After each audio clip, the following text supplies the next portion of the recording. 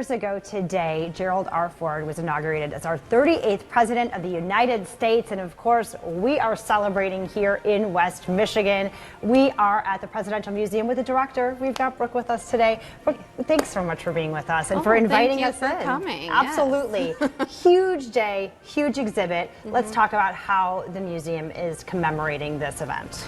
So we have this excellent new exhibit that's opening today, and we are hoping we get a lot of visitors for it.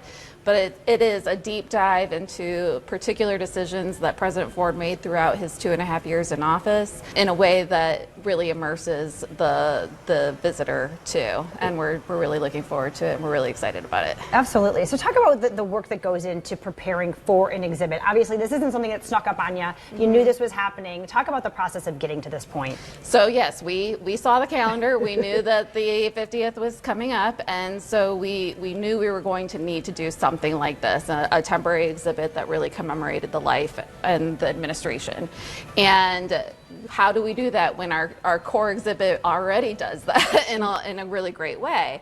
But that was where we talked, and we came up with these key decision points that he made during his administration, and then our incredible museum team just kind of took it and ran with it, and they have been awesome. They selected great artifacts, and they really did the research to kind of bring this to the visitor. Okay, and let's talk about the visitors. What do you hope people come in, see, and take away with them as they leave? It'd be great for people to understand that, like, President Ford's very short time in office was still key and critical. There were a lot of things going on at that time. There was the Vietnam War. There was a Vietnam refugee program that he brought forward. There was the Nixon pardon, obviously. There was a fiscal crisis in New York City, and he did a lot with foreign relations. And I don't think that people really appreciate just how much he did in such a short amount of time. Yeah, absolutely. And this kind of takes you through chronologically. How long is this exhibit going to be here, and how can people take this in? A year. We are really excited that we're going to be able to have this up for a full year, and so that way people have the entire 50th anniversary to really come in and soak it in. And for those of the public that may not be able to make it, we are going to be launching a digital artifacts collection as well, and so they will be able to see these artifacts on display on our website too. Okay, wonderful. And speaking of artifacts, we're going to be talking to the curator about how this all came together. Well, now we've got the woman who's behind all of these wonderful exhibits, Dr. Morel Lukey, who puts all of this together. You're the curator here, Morel. Talk a little bit about piecing this exhibit together. So we really wanted to focus on some deep dives into some moments in Ford's presidency, and decided that we wanted to talk about some of the difficult decisions that really defined his presidency in office.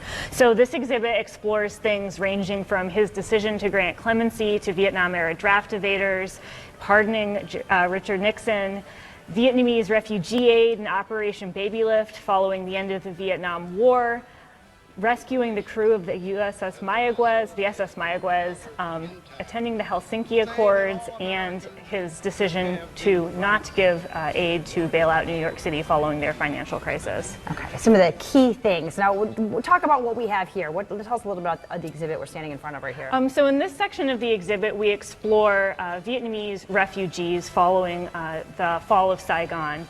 So in April of 1975, Ford was really lobbying to have aid to refugees, to bring Vietnamese refugees to the United States.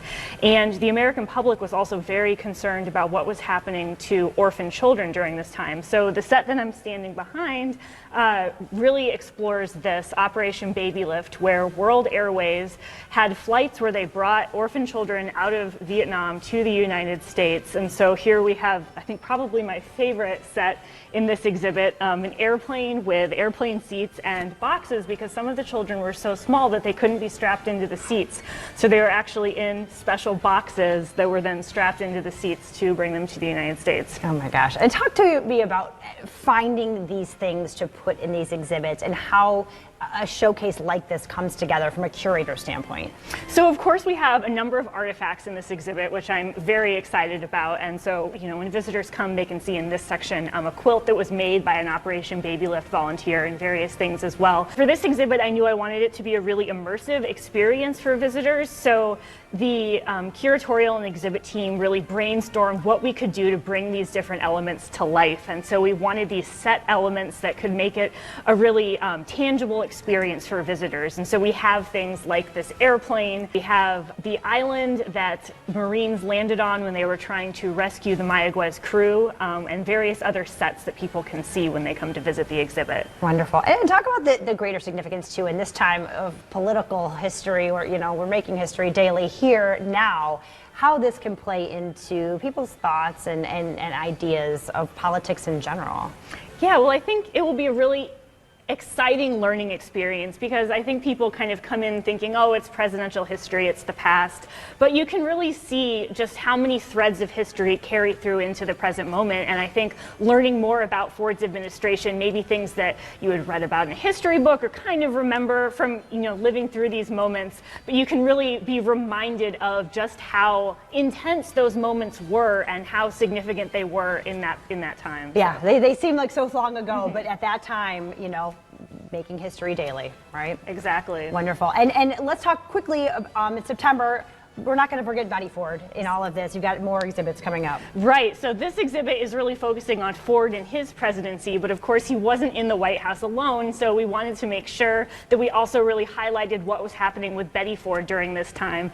And so in September 1974, just 6 weeks after her husband had taken office, she was actually diagnosed with breast cancer. And so we'll be opening a small showcase exhibit about Betty Ford in September, exploring her battle with breast cancer and how her decision to go public with her diagnosis really changed breast cancer awareness in the United States. So we're really excited about that as well. Wonderful. Well, Merle, thank you so much for your time. We really, really appreciate it. This exhibit going to be on display here at the Ford Presidential Museum for the whole year. So you have a year to get here to come honor President Ford and all the things that he did in his history. We appreciate it. Thanks so much. Thank you very much. And Ford at 50, Decisions That Defined a Presidency, now open at the Gerald R. Ford Museum. It will be on display for a full year. Learn more about it and all the other events and exhibits at the FordLibraryMuseum.gov.